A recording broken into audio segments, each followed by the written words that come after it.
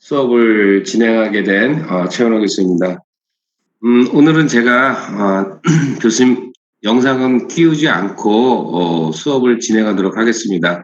교수님 여러분들한테는 보이지 않는 것 같은데 교수님의 그 PPT 자료를 좀 가려서 제가 이제 영상 없이 그냥 여러분들이 그냥 목소리만 들을 수 있도록 진행을 하도록 하겠습니다.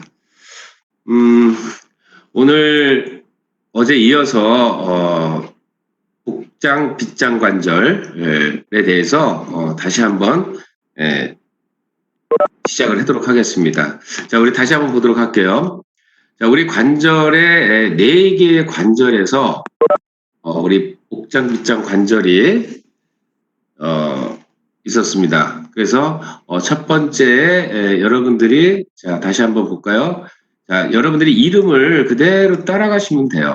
자, 그러면 자, 복장뼈, 스터럼과 클라비클의 2개의 뼈가 연결되어 있는 것이 바로 이제 복장, 빗장 관절이다. 그래서 SC라고 교수님이 이제 명명을 한다고 얘기를 했습니다. 그래서 앞으로 여기 SC라고 나오게 되면은 여러분들이 스터럼하고 이제 클라비클의 결합이구나 보시면 되고, 자, 그러면 이름이 이제 관절이라고 명명을 했으니까 이제 관절 면이 어떻게 붙는지를 보셔야 돼요. 그래서 빗장뼈의 안쪽 끝과 복장뼈의 빗장뼈를 받아들일 수 있는 관절면, 그 다음에 첫째 갈비뼈 연골의 위쪽 모서리로 구성이 되어 있다까지 여러분들이 이제 알고 계시면 됩니다. 자, 그리고 또 하나는 이제 어제 그 바질라 그 팔의 바닥 관절이라고 얘기를 했습니다. 자, 그 이유는 뭐냐면 이제 결론은 이제 스토너마하고 크라비클이 연결되면서 결론은 이제 이 크라비클에서의 이제 앞으로 배울 AC 조인트가 결론은 이제 붙겠죠. 그리고 글레노 히모랄 조인트가 이제 연결이 되겠죠. 그래서 이제 팔다리, 우선 팔만 얘기하면 팔에 대해서 뼈대를 제공할 수가 있고, 그 다음에 축에 스토넘이 같이 연결되어 있기 때문에 우리가 이제 이거를 중심축이라고 얘기를 합니다. 그래서 여기에 이제 몸통을 같이 연결시킬 수 있는 아주 그 기저부의 역할을 하는 관절이 되겠습니다. 그러면 결과적으로 이 관절이 불안정하다 하면은 우리 특히 척추, 몸통과 그 다음에 팔을 사용하기가 어렵다는 얘기가 나올 수가 있겠죠. 그래서 우리 복장 빗장 관절에서 어깨뿐만이 아니라 이렇게 팔다리 뼈대와 몸통 뼈대를 연결하는 우리 바닥 관절로서의 역할도 수행한다 이렇게 보시면 됩니다. 자, 그러다 보니까 이 운동을 견고하게 사실은 잡아줄 필요도 있겠죠. 첫째는. 그 다음에 두 번째는 뭐냐면 약간의 또 운동을 허용을 해줘야만 우리가 팔을 움직일 수가 있겠죠. 그래서 두 가지의 기능을 가지고 있습니다. 자, 다음. 자, 그래서 제 교수님 이제 끝 시간에 이제 여기 관절면의 형태를 좀 봤습니다. 자, 그러면 여러분들이 두 가지의 새들 조인트가 우리 인체에 존재한다고 얘기를 했습니다. 그래서 첫 번째는 지금 SC 조인트가 새들 조인트로 구성이 돼 있고, 두 번째는 이제 여러분들이 이제 핸드로 가게 되면은 이제 첫 번째 썸에서의 또 새들 조인트를 언급을 하겠습니다. 그래서 먼저 우리 어깨에서의 특히 SC 조인트에서의 이 새들 조인트. 그러면 여러분들이 첫 번째 이야기에서는 새들 조인트에 대한 그 정의를 알고 있어야죠. 그래서 한 관절면의 볼록과 오목을 같이 갖고 있는 관절이 바로 새들 조인트의 형태라고 얘기를 했습니다. 그러면 자, 크라비클에서의 볼록이면은 우리 스터넘에서는 오목이 돼야 관절면이 일치를 할 수가 있겠죠. 자, 그 다음에 두 번째. 크라비클에서 오목을 많이 갖고 있다 그러면은 스토럼에서는 볼록이 돼야만 관절면이 일치할 수 있겠죠. 그래서 오목과 볼록을 함께 가지고 있는 관절면, 한 관절면에 오목과 볼록을 같이 갖고 있으면 우리는 이거를 새들 조인트의 형태다라고 얘기합니다. 그러면 왜 SC 조인트에서의 새들 조인트를 주었냐는 이제 의문점이 생길 수가 있는 거죠. 자, 결론은 이 새들 조인트는 뭐로 사실은 분류한 겁니까? 우리가 역학적으로 우리가 움직임의 근거에서 사실은 분류를 한 겁니다. 그래서 우리가 그러면 어떻게 이 조인트의 움직임을 만들어낼 것이냐? 그러면 결론적으로 이제 우리가 이제 운동 형상학에 가게 되면은 이제 이런 말이 나오겠죠. 자, 세로지름에 대해서의 운동이 뭐냐 이거죠. 그다음에 가로지름에 대해서의 운동이 뭐냐 이거죠. 그러면 우리가 결론적으로 세로지름을 따라서 위아래로 운동이 일어나게 되면은 과연 지금은 언급하지 않지만 결론적으로 스카플라를 중심으로 해서 과연 올림과 내림이라는 것이 만들어질 거고, 자, 그다음에 가로면에서의 움직임이 만약에 만들어진다 그러면은 프로트랙션, 내림과 리트랙션, 뒤당김이라는 게 이 SE 조인트에서 운동이 일어나줘야만 결과적으로는 우리의 스카플라, 어제 얘기했지만 S 조인트의 움직임이 만들어질 수 있다라고 보는 겁니다. 자, 그러면 교수님이 지금 갑자기 S 조인트에다가 스카플라가 나오니까 이게 무슨 소린지 모른다. 자, 그러면 스카플라는 일단은 뭐세요? 일단은 잊어버리세요. 지금 가장 중요한 거는 SC 조인트는 새들 조인트의 형태를 갖추고 있다. 자, 여기까지만 하고 그러면 교수님이 일단 넘어가 보겠습니다. 자, 그다음에 자, 관절 주위의 이제 결합 조직들을 보도록 하겠습니다. 결합 조직.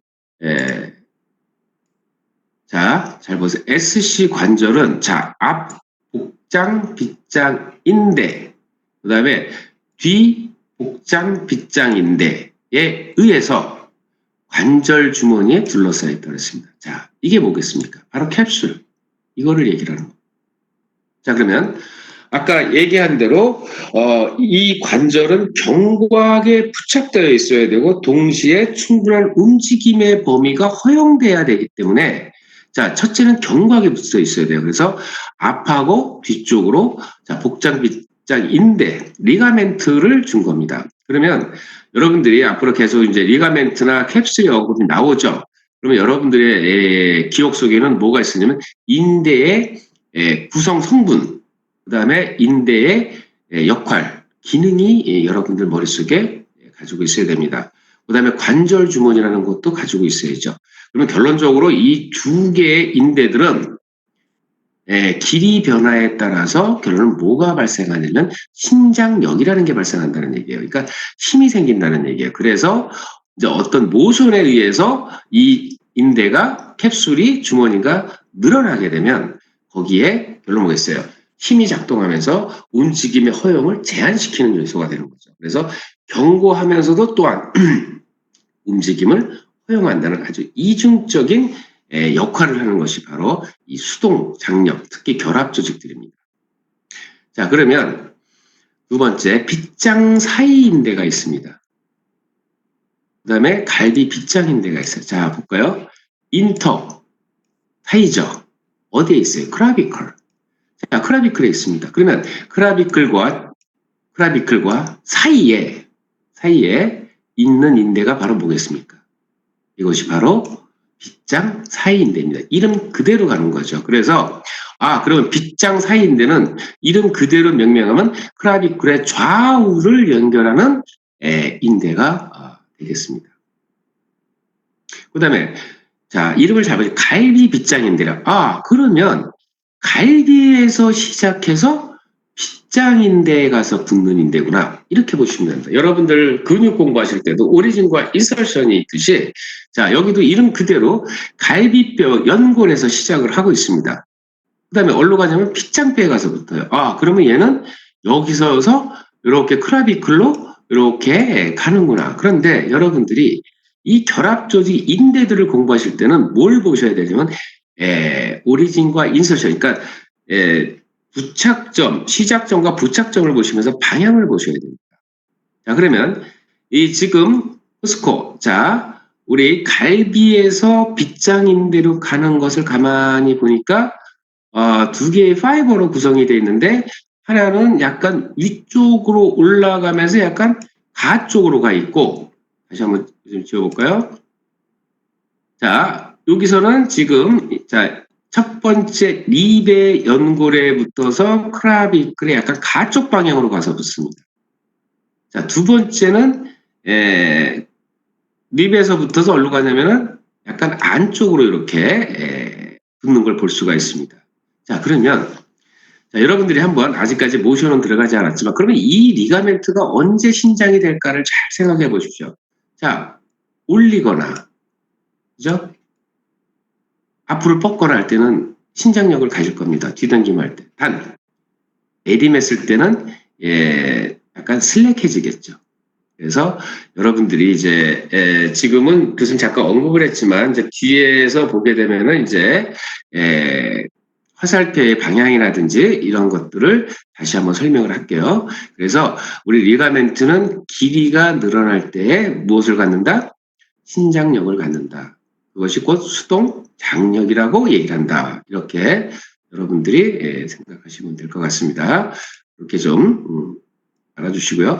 자, 그 다음에 또 무슨 얘기냐면 관절 원반이라는 게 있습니다. 자, 일명 디스크라고 얘기를 합니다. 자, 그러면 이 관절 원반 같은 경우는 우리가 가동관절, 윤활관절을 분류할 때에 꼭 필수 조건은 아니었어요.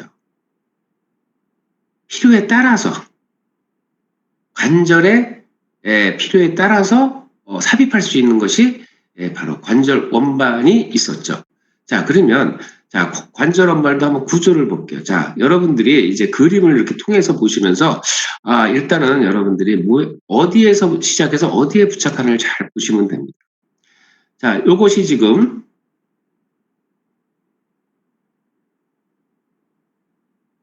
요것이 지금 교수님이 붉은색으로 칠해 보겠습니다. 자, 요것이 지금 관절의 원반입니다.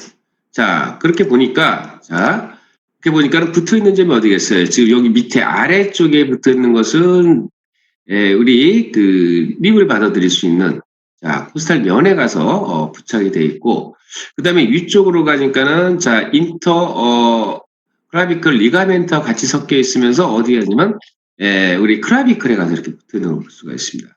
그리고 두 개 아래와 위 공간을 분류를 시키는 걸 볼 수가 있습니다.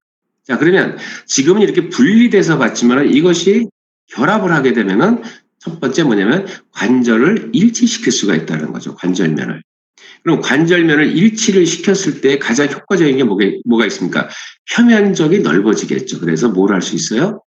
충격 흡수를 할 수 있다는 얘기죠. 그러면 여기서 들어오는 압박력에 대해서 분산을 할 수 있는 능력이 있다는 겁니다.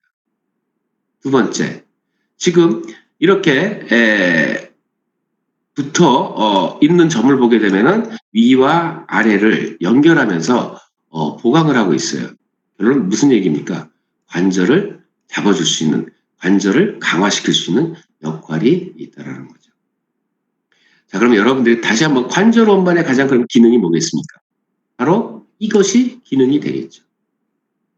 표면적을 관절면을 일치시키면서 표면적을 넓게 하면서 충격 흡수를 할 수 있는 기능이 있고 그 다음에 부착 부위에 따라서 관절을 강화시킬 수 있는 이런 기능을 할 수 있는 것이 바로 아티큘라 디스크입니다. 그래서 이 아티큘라 디스크 자, 첫 번째 나왔습니다. 지금 SC 관절에서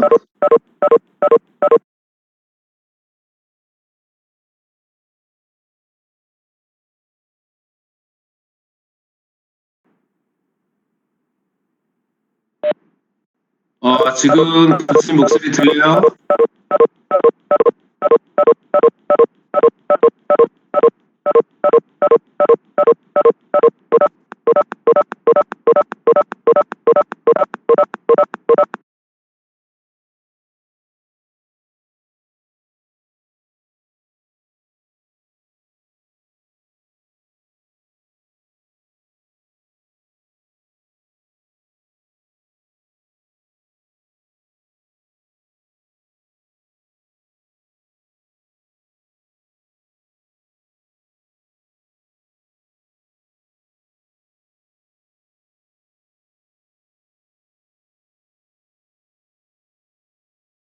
좀 해주시고 계속 좀 다시 방문 좀 부탁드리겠습니다. 40분에 시작하도록 할게요.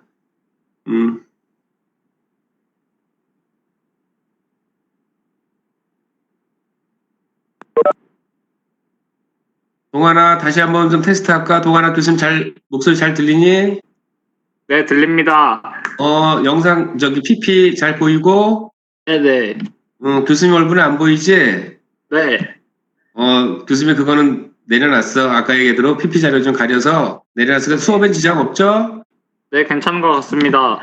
그러면 지금부터 다시 시작하겠습니다. 자, 음성을 네. 해주시고요. 예. 우리, 또 갑자기 일이 생겨서 우리 학생분들이 잠시 좀 혼란을 겪은 것에 대해서 교수님이 다시 한번 사과 말씀 좀 드리도록 하겠습니다. 네, 지금 계정을 빨리 바꿨어요. 그래서 교수님이 갖고 있는 아이디가 자꾸 충돌이 만약에 일어나면은 이 아이디를 쓰든지 그거는 오늘 교수님이 수업 종료 후에 다시 한번 점검해보고 그러고서 다시 공지를 하도록 하겠습니다. 자, 그러면 이제 우리 뼈 운동 형상학을 한번 알아보도록 하겠습니다. 자,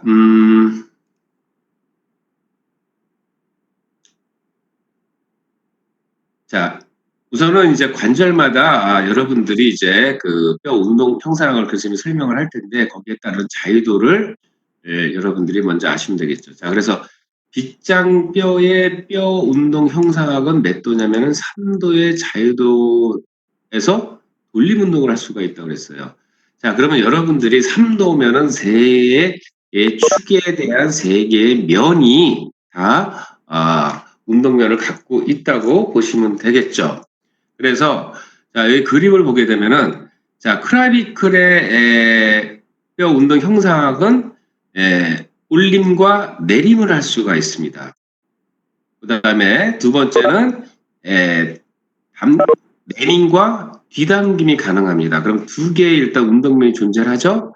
자, 다음에는 뭐가 있냐면은 여기 포스테리어 로테이션이 있습니다. 그래서 돌림을 할 수 있다. 그래서 세 개의 운동을 할 수 있다 해서 3도의 자유도를 일단 명명을 합니다. 자, 그래서 빗장뼈의 뼈 운동 형상학은 3도의 자유도에서 돌림 운동을 할 수 있다. 자, 그 다음에 여기 보게 되면은 이제 여기 색깔을 같이 갖고 있는 것이 축이 되겠습니다. 자, 그 다음에 로테이션은 바로 크라비클에서의 이렇게 수평면에서의 축을 가지고 돌림 운동을 할 수 있다. 이렇게 보시면 되겠습니다. 그러면 자, 이게 중요하죠, 이제. 자, 그러면은 빗장뼈에서의 뼈 운동 형상학이 3도의 운동을 해야 되는 이유가 바로 뭐냐면 이런 목적을 가지고 있습니다. 위팔뼈 머리를 받아들일 수 있는 적절한 위치로 뭐를 배치시키는 거죠? 어깨뼈를 배치시킨다는 겁니다. 자, 일단은 관절을 다 나가고 나면은 이 의미를 좀 알 수가 있는데, 자, 일단 위팔뼈 머리를 받아들일 수 있는 적절한 위치로 뭐를 어깨뼈를 배치할 수 있다. 여기 뒤에 이제 어깨뼈가 있겠죠? 자, 그래서 목적 여러분들이 우선 알아두시고 3도의 자유도 알아두시면 될 것 같습니다. 자, 다음은 자, 그러면 빗장 관절의 이제 세 개의 운동면을 얘기를 했습니다. 올림과 내림, 엘리베이션과 디프레션과 그 다음에 프로트랙션과 리트랙션과 그 다음에 이제 로테이션의 세 개의 운동면이 있다고 얘기를 했습니다. 자, 그러면 빗장뼈의 올림과 내림은 어디요? 앞, 뒤쪽, 돌림, 축과 그 다음에 무슨 면? 이마면을 같이 이제 알아두셔야죠. 자, 그럼 빗장뼈에서 올림과 내림은 무슨 축이요? 앞, 뒤쪽 축을 기준으로 해서 무슨 면에? 이마면에 거의 평행해가 일어난다고 그랬습니다. 자, 그러면 말 그대로 이 크라비클이 뭐가 되겠습니까? 이거죠, 지금. 이거. 그래서 앞뒤축을 해서 그대로 올렸다, 내렸다. 이마면이죠, 지금. 그래서 이것이 좀 이마면입니다. 이마면에서 올렸다, 내렸다는 것이 바로 크라비클의 올림과 내림. SC 조인트의 올림과 내림이 되겠죠. 자, 지금 여기에 스터넘은 고정되어 있는 거고 크라비클이 가동을 하는 거겠죠. 움직이는 거겠죠. 그래서 지금 조금 전에 클라비클의 3도의 자위도로 분류를 한 거고, 그 운동은 결론적으로 관절학에서 보면은 바로 SC 조인트에서 일어난다. 이렇게 보시면 됩니다. 자, 그럼 운동 범위는 최대 올림이 약 35도, 45도까지를 거상 올릴 수가 있습니다. 여러분들이 팔을 들 때, 지금 어깨를 으쓱할 때 거의 35도에서 45도 정도의 거상, 그러니까는 엘리베이션이 가능하다는 얘기입니다. 그 다음에 다시 돌아왔을 때는 최대 내림은 10도까지도 내릴 수가 있다는 얘기입니다. 그래서 지금 교수님이 요 제시한 내용들 잘 보시기 바라고요. 자, 그 다음에 이제 내민과 뒤당김에서, 자, 빗장뼈의 내민과 뒤당김은 어디 축이요? 수직 돌림축에 대해서. 자, 수직 돌림축에 대해서 무슨 면? 수평면에 거의 평행하게 일어난다는 얘기예요.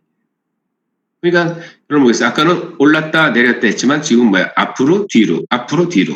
자, 이런 식으로 운동이 일어나는 것이 바로 내민과 뒤당김이 되겠습니다. 꼭 축과 면을 기억해 주시기 바라고요. 자, 운동 범위는 최대 15에서 30도까지 갈 수가 있습니다. 그러니까 자, 결론은 여러분들이 팔을 앞으로 뻗을 때 결론은 SC 조인트에서 이 최대의 각도가 나와줘야 최대의 손을 여러분들이 뻗을 수가 있고 뒤로도 당길 수가 있다는 얘기입니다. 자, 그 다음에 세 번째는 축돌림이 있습니다. 자, 축돌림은 자, 빗장뼈의 세로축. 자, 여기 안가쪽 축에 대한 뭐의 돌림이냐? 빗장뼈의 돌림입니다. 그래서 여기 운동 범위는 약 20에서 35도인데, 자, 여기서 여러분들이 또 하나 주목할 건 뭐냐면은, 어느 쪽으로 돌림이냐면은, 여기는 돌림이지만 앞쪽 돌림이라는 말은 없습니다. 뒤쪽 돌림이라는 말을 우선 잘 기억해 두세요. 요거는 마지막 정리할 때 이 클라비클의 전체 팔의 모션에서 어느 범위에서 이 뒤쪽 돌림이 일어나는지에 대해서 교수님 마지막 정리를 할 겁니다. 그때 이 말을 잘 기억해 두고 계시라는 얘기예요. 자, 그러면 다시 한번 말씀드리지만 여기서 말하는 지금 축돌림은 완전한 360도의 회전이 아니라 20에서 35도의 뒤쪽 돌림만 가능하다고 보시면 돼요. 자, 꼭 여러분들이 기억을 해두시기 바랍니다. 그러면 자, 이 부분까지를 만약에 정리를 한다면은 이제 복장 빗장 관절에서 SC 조인트에서는 세 가지의 운동이 일어나고 있었어요. 뼈 운동 형상학에서 보면. 자, 그런데 우리 뼈 운동 형상학이니까 지금 뭐가 필요해요? 면이 움직였기 때문에 항상 축이라는 것이 필요했어요. 회전을 하기 위해서는. 자, 그래서 올림과 내밈에 대한 축과 면, 내민과 뒤당김에 대한 축과 면, 그 다음에 돌림축에 대한 축과 면, 이런 것들을 여러분들이 축에 대한 부분을 잘 먼저 정리를 좀 해두시기를 바라겠습니다. 자, 그 다음에 이제 조금 아까 이제 뼈 운동 형상학에 대해서 얘기를 했고, 자, 그럼 이제 관절 운동 형상학에 대해서 얘기를 하겠습니다. 교수님이 이제 내용보다는 이제 그림으로서 설명을 하도록 하겠습니다. 자, 그러면 다시 한번 이제 그림을 제시한 이유가 뭐냐면은 이제 새들 조인트의 면을 얘기를 했습니다. 자, 그러면 자, 이 그림을 참고로 해서 한번 보도록 할게요. 자, 엘리베이션을 하게 되면은 클라비클을 자, 스터럼에 대해서 고정, 클라비클의 가동, 자, 엘리베이션을 했습니다. 그런데 지금 여러분들이 보니까 롤의 방향과 슬라이딩 방향이 반대로 되어 있습니다. 자, 그러면 여기에 이제 뭐를 접목시키면 돼요? 오목과 볼록의 법칙을 적용시키면 됩니다. 그런데 새들 조인트이기 때문에 관절면에 세로와 오목과 볼록을 같이 갖고 있단 말이에요. 자, 그러면 얘는 지금 엘리베이션 한 거예요. 그러면 무슨 지름이겠어요? 여기 세로에 대해서 움직였겠죠. 세로에 대해서. 그런데 자, 그러면 지금 관절면이 이거는 몰라요. 그런데 여기를 보니까 롤과 슬라이딩 방향이 반대예요. 그럼 법칙을 적용했더니 슬라이딩이 롤의 방향에 반대가 되니까 결론은 뭐였어요? 오목에 대해서 볼록이 움직인 거잖아요, 지금. 아하. 그럼 뭐겠어요? 클라비클은 뭐로 명명하면 돼요? 클라비클이 움직인 거니까 볼록으로 돼 있는 거죠. 컨벡스가 된 거. 스토넘은 오목이구나. 컨케이브구나. 그래서 세로 지름에서는 클라비클이 엘리베이션과 디프레션. 자, 올림과 내림을 할 때는 바로 롤과 슬라이딩 방향이 반대로 움직여줘야만 거상을 정상 가동 범위를 할 수 있겠구나. 이렇게 본 겁니다. 그래서 그 관절림을 봤더니 결론은 세로의 지름에 따라서 컨벡스와 컨케이브가 짝을 이루고 있구나. 이렇게 보시면 되죠. 그래서 그렇게 연결하시라는 겁니다. 자, 그 다음에 그러면 엘리베이션이나 디프레션이나 뭐 올려다 내린 거니까 같은데, 자, 여기서 이제 여러분들이 주목을 해야 될 게 뭐냐면은 수동의 장력 값을 나타내는 결합 조직들을 보셔야 돼요. 자, 그러면 아까 우리 CCL을 봤습니다. CCL. 자, CCL이 뭐예요? 갈비. 자, 코스탈에서 크라비클을 연결시켜주는 리가멘트라고 얘기를 했습니다. 자, 그러면, 자, 크라비클이, 자, 립은 좀 고정이 돼 있었겠죠? 그럼 크라비클이 올렸어요. 그랬더니, 여기에 지금 뭐로 되어 있냐면은, 자, 여기에 화살표를 잘 보시죠. 실선으로 화살표를 나타냈습니다. 실선입니다. 자, 실선으로 화살표를 나타낸다는 건 뭐냐면 신장력을 가질 수 있다는 얘기입니다. 그럼 여러분들이 신장력의 의미가 뭐가 있겠습니까? 자, 크라비클이 점점 올라갈수록 신장력을 갖는다는 것은 정상 가동 범위 이외의 운동을 허용하지 않는다는 거죠. 그래서 경고히 잡아주는 역할을 아마 하겠죠. 자, 그러면 만약에 CCL이 신장력이 없고 만약에 럽처가 됐습니다. 럽처가 되게 되면은 아마 엘리베이션 할 때 크라비클은 한없이 올라가려고 하겠죠. 어떤 제한 요소가 없다면. 그래서 이 CCL의 내가 아까처럼 운동의 범위도 허용하면서 결론은 또 견고하게 잡아주는 역할을 하는 것이 바로 리가멘트의 특성이라는 겁니다. 그러면 이 교재에 나와 있는 또 교수님의 슬라이드에서 보여주는 이 실선의 그림들은 뭘 의미하냐면 신장력을 의미한다. 이렇게 생각하시면 됩니다. 자, 그러면 여기 보게 되면 SC에 대한 부분이 언급을 하고 있어요. SC에 대해서. 자, 그러면 SC하고 그다음에 이제 ICL이 있는데, 자, ICL도 리가멘트죠. 아까 사이 리가멘트죠. 클라비클을 연결시켜주는. 그다음에 SC 같은 경우는 뭐냐면은 슈페리어 캡슐이에요. 자, 그럼 캡슐도 마찬가지로 신장력을 갖게 되면은 장력이 발생한다고 했어요. 그러면 여기 지금 SC에 대한 캡슐과 그다음에 ICL에 대한 리가멘트가 크라비클이 올라가게 운동을 허용해줘야 되기 때문에 이때는 뭐예요? 느슨해진다는 얘기입니다. 그러면 여기 지금 용술철처럼 생긴 이 모양은 뭐냐면 느슨함을 얘기를 하면 되는 거예요. 그러니까 운동을 허용해주는 거죠. 그래야 크라비클이 아까 정상 범위에 도달할 수 있도록 해주는 역할입니다. 그래서 아까 제시했던 것처럼 우리 캡슐이나 리가멘트의 구조물들의 기능이 아까 있었던 겁니다.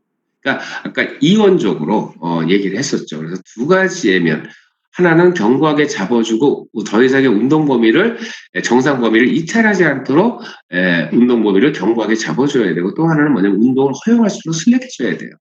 그래서 이런 구조물들. 자, 그러면 다시 말씀드리면 이 그림이 자 이제 첫 번째 그림만 교수님이 잘 설명을 여러분들이 이해를 하시면 이제 다음 그림 보는 데는 그렇게 이제 어려움이 없겠죠.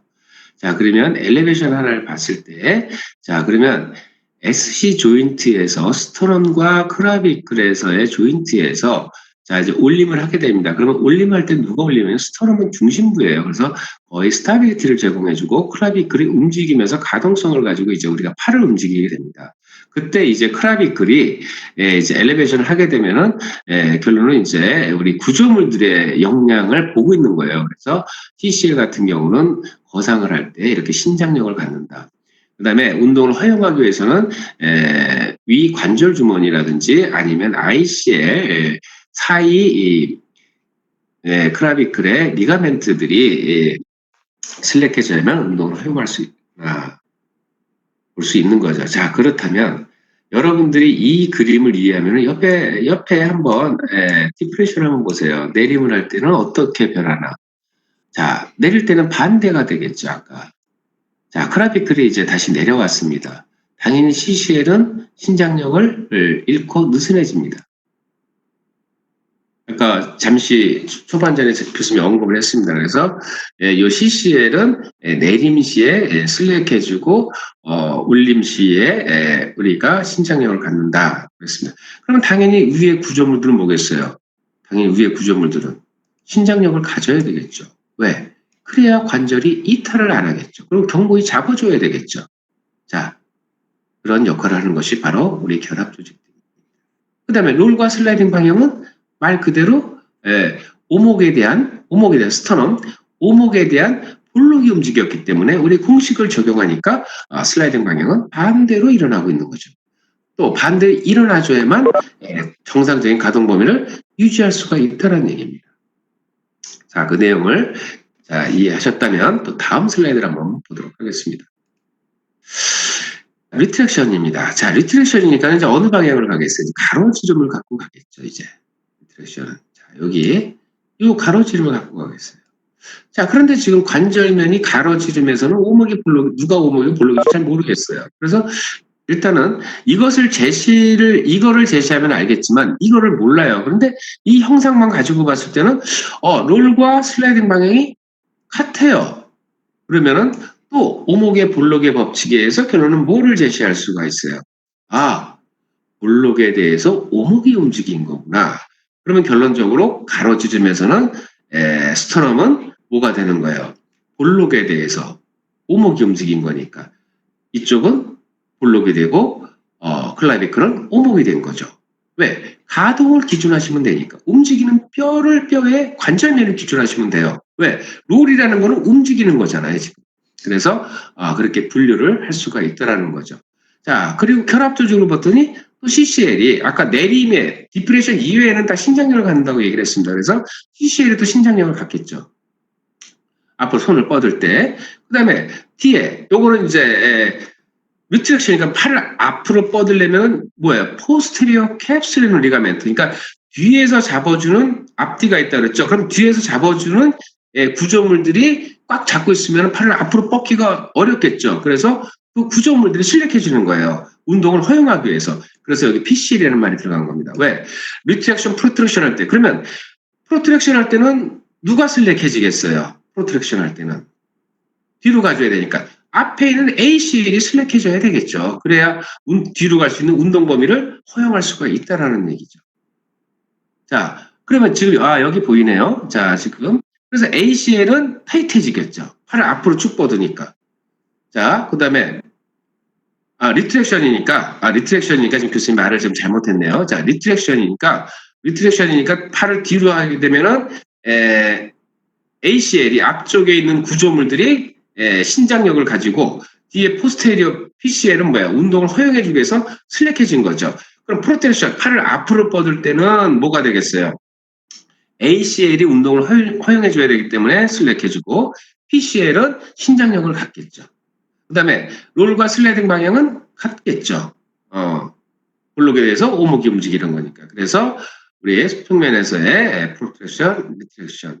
교수님이 지금 아까 요걸 프로트랙션이라고 먼저 언급을 했었는데 다시 여러분들이 다시 한번 혹시 기억을 안 하셨으면 지워버리시고 이렇게 여러분들 지우개로 지워버리시고 리트랙션입니다. 그러니까 뒤당김이죠.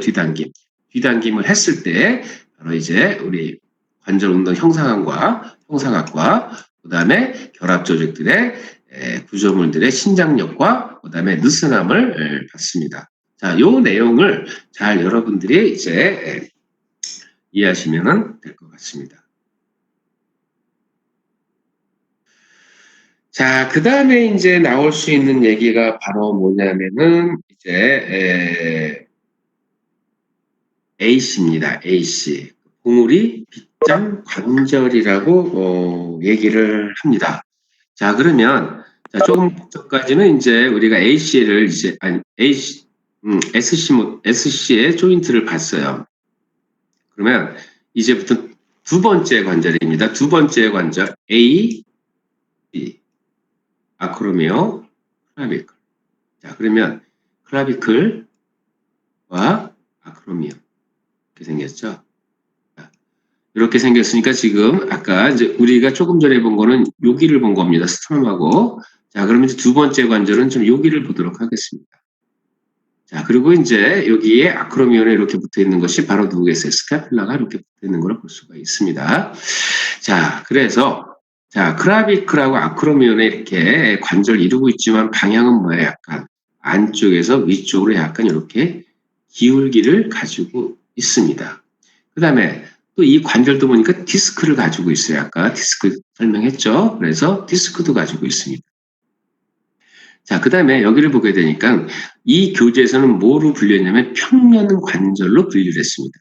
평면 관절. 물론 때에 따라서는 약간의 오목과 번록도 있지만 이 교재에서는 평면 관절로 언급을 했기 때문에 이제 교수님도 평면 관절로 분류를 하도록 하겠습니다. 그래서 자, 평면 관절로 분류를 하지만 완전하게 우리가 평면 관절로 이제 분류를 하니까는 평면 관절도 이제 세 가지의 운동면을 나타낼 수가 있습니다. 일명 미끄러짐 운동이라고 얘기하죠. 그래서 이제 요거에 대해서 또 설명을 하도록 하겠습니다. 자, 그럼 볼까요? 자, 봉우리 밑장 관절은 밑장뼈의 가쪽 끝, 여기 가쪽 끝이죠. 그 다음에 어깨뼈에, 자, 이것이 이제 어깨뼈죠. 자, 이것이 어깨뼈입니다. 어깨뼈에 쭉 스파인의 연장선, 여기가 바로 뭐예요? 스파인 쭉. 어제도 봤지만은 우리가 가 쪽으로는 이렇게 넓어지면서 위쪽을 향하고 있죠. 이것이 바로 아크로미온, 봉우리. 자, 봉우리.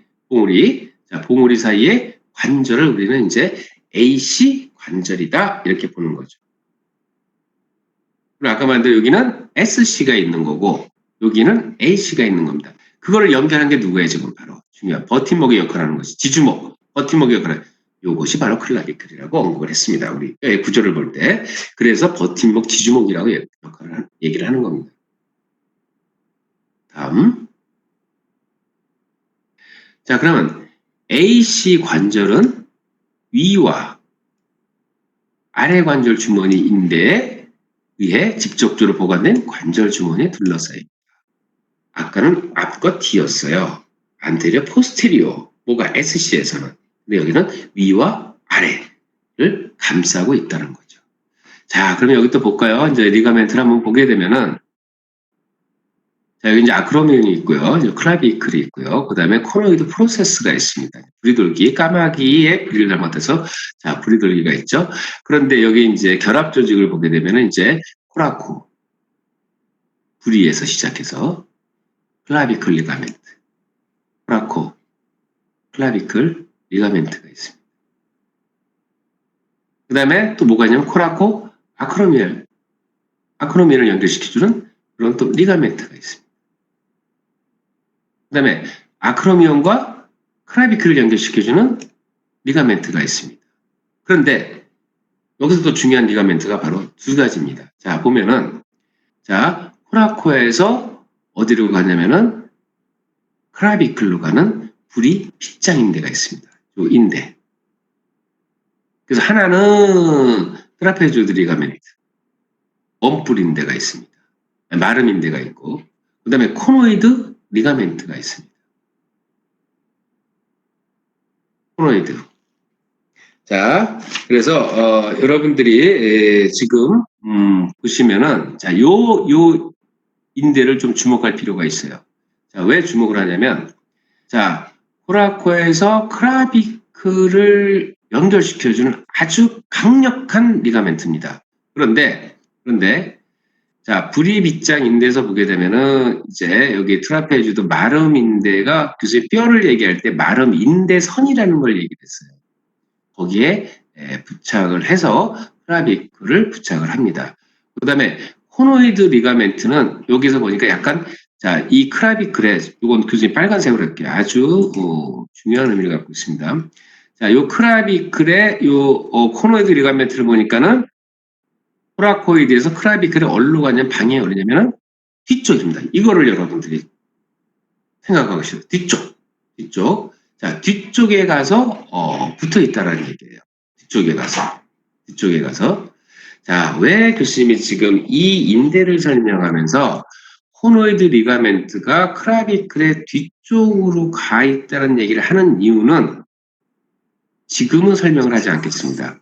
다 마치고 나중에 운동 형상할 때 마지막에 이제 에비덕선 씨의 이 크라비클이 에 대해서 언급을 할 때 다시 설명이 되겠지만 지금 여러분들이 구조에서 왜 코노이드 리가멘트가 뒤쪽 클라비클 뒤쪽에 가서 붙어 있다는 것만 기억을 해두시기를 바랍니다.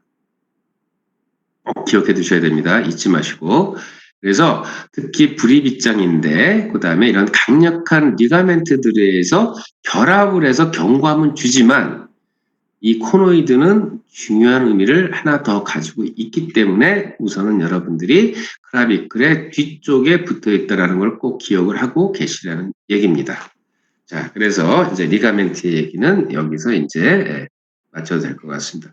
그러면 결론적으로 뼈와 뼈들을 다 지금 연결시켜주고 있는 거죠. 왜 연결을 시켜줘야 되겠어요? 자, 스터룸에서도 클라비클하고 연결시켜줘야 되고, 클라비클도 아크로미온을 연결시켜줘야 되고, 그 다음에 스캐플라를 움직이기 위해서는 다 연결을 시켜줘야 된다는 얘기예요. 그래서 이런 리가멘트들 여러분들이 잘 알아두시고.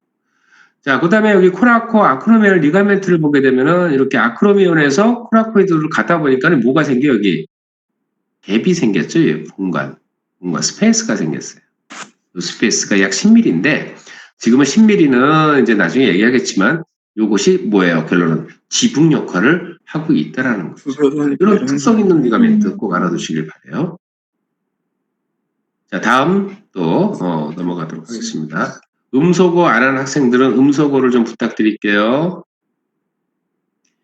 자, 그 다음에 AC 관절에 대한 운동 형상학입니다. 아까 교수님이 AC 관절은 약간 평면 관절로 분류를 했는데, 여기 AC 관절에서 여러분들이 조금 더 이해를 좀 요구할 수 있는 부분이 뭐냐면, 세 개의 운동은 다 나타납니다. 뭐가 나타나냐면은, 어버드 로테이션, 다운워드 로테이션 나타나죠. 그 다음에 인터널 로테이션, 익스터널 로테이션 나타납니다. 그 다음에 여기서 나오는 건 뭐냐면, 안티로 틸트, 포스티로 틸트라는 말이 나옵니다. 기울기라는 말이 나와요. 여기서는. 자, 그런데 여기서 실질적으로 가장 강력하게 운동을 할 수 있는 것은 어버드 로테이션과 다운워드 로테이션입니다. 사실 AC에서의 AC 관절의 주 운동의 목적은 어버드 로테이션과 다운워드 로테이션입니다. 약 30도의 팔을 거상할 때, 팔을 벌릴 때에 약 30도의 어버드 로테이션을 관절 가동 범위를 가지고 있어야 됩니다. 그것이 주작용인데, 그러면 여기서 보게 되면 미세한 움직이라는 말을 했어요. 그러면 인터널 로테이션, 익스터널 로테이션, 포스테리어 틸트, 안테리어 틸트는 사실은 뭐예요? 움직임이 거의 확인하기 어려울 정도의 미세한 움직임을 가지고서 조절을 하는 역할을 하는 것이 스카플라의 위치를 조절하는 역할을 하는 것이 바로 뭐냐면 AC 관절이라는 얘기입니다. 자, 다시 한번 볼까요? 그래서 AC 관절은 어깨뼈죠.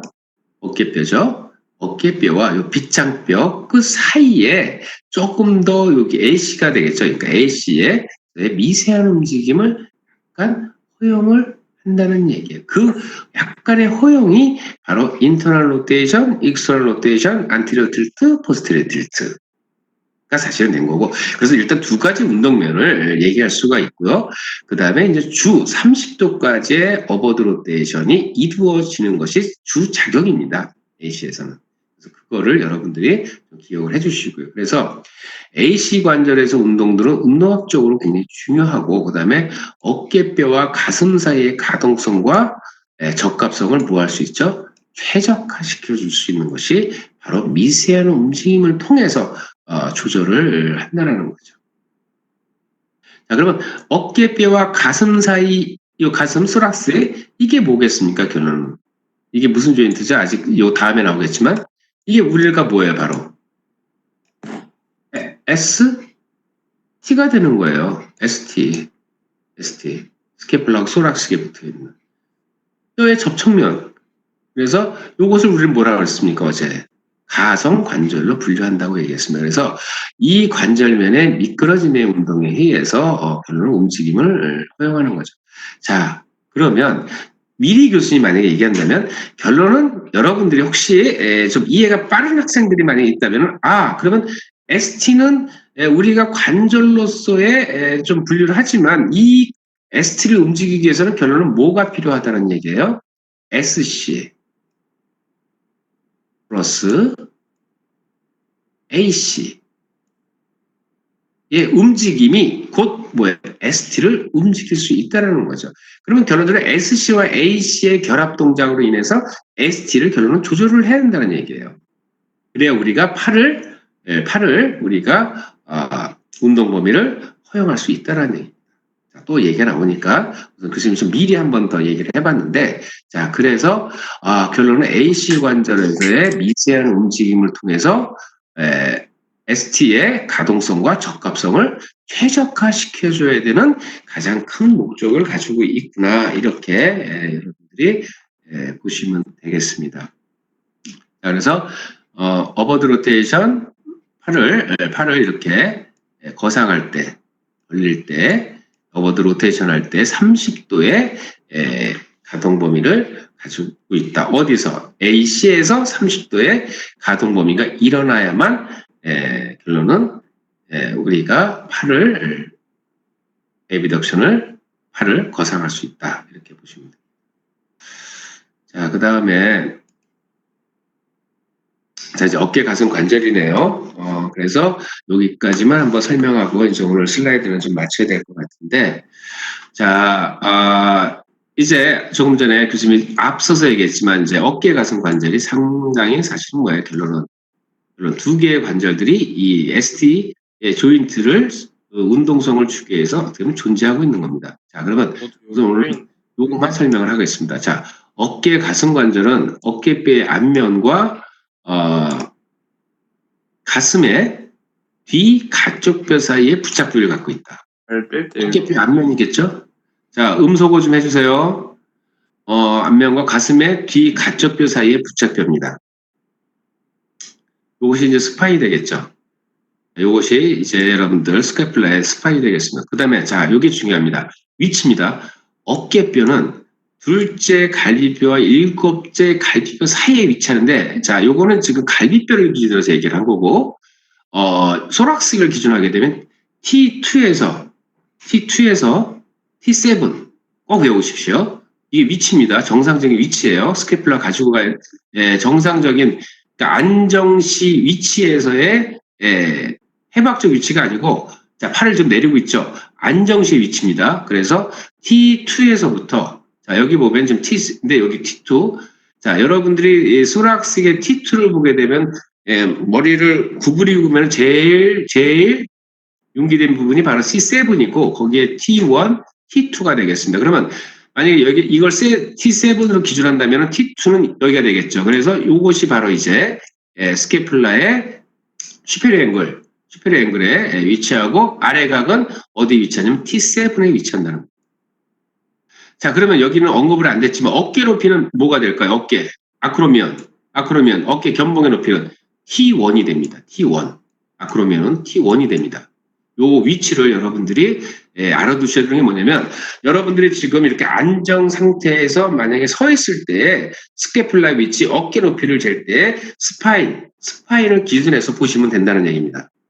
그 다음에 어깨뼈의 안쪽 모서리는 척추에서 가쪽으로, 이거죠.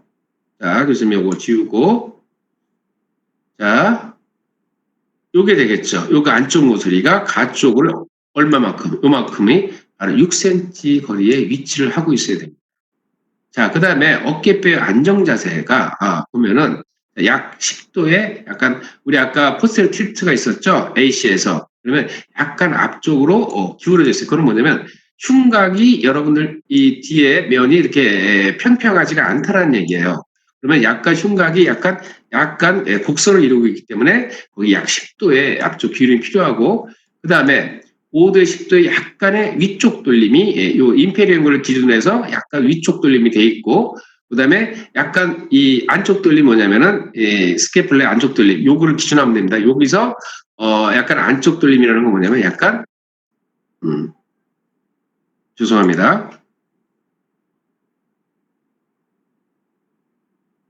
요것이 여기서 이제 안쪽 돌림이 되겠죠. 인터널 로테이션. 화살표 보이시죠? 그럼 스캐플라가 약간 떠 있는 상태가 돼버립니다. 그래서 그거를 요 그림 꼭 확인하세요. 화살표의 방향.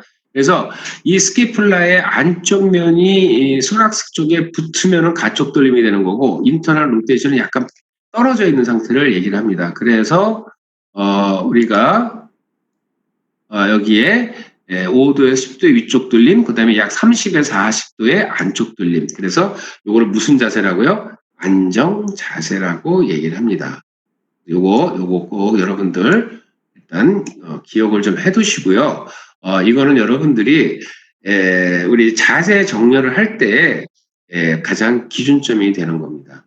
그래서 아까 교수님이 부가적으로 어깨뼈의 높이, 아크로미의 높이를 어깨 높이, 아크로미 높이를 T1이라고 얘기를 했습니다. 거의 그것까지 여러분들이 그 내용까지 같이 알아두시면 좋을 것 같습니다. 자, 지금 약속된 시간은 다 돼서 일단 교수님이 이제 오늘 수업은 이걸로 이제 마칠까 합니다. 그리고 아까 혼란을 좀 일으켜서 교수님이 다시 한번 사과 말씀드리고요. 그 다음에 내일은 선거일이기 때문에 휴강을 하도록 하겠습니다. 그래서 교수님이 다시 또 여러분들하고 또 만날 수 있는 보강 시간은 또 정해서 공지를 하도록 하겠습니다. 뭐 교수님도 잠시 또 오늘 좀 또 당황을 했지만 또 이런 경험을 토대로 해서 또 시행착오가 발생하지 않도록 다음 시간에 또 준비를 철저히 해서 여러분들을 함께 만나도록 하겠습니다. 오늘 수업 여러분들과 함께해서 또 행복한 시간을 보낸 것 같습니다. 자, 잘들 보내시고요. 다음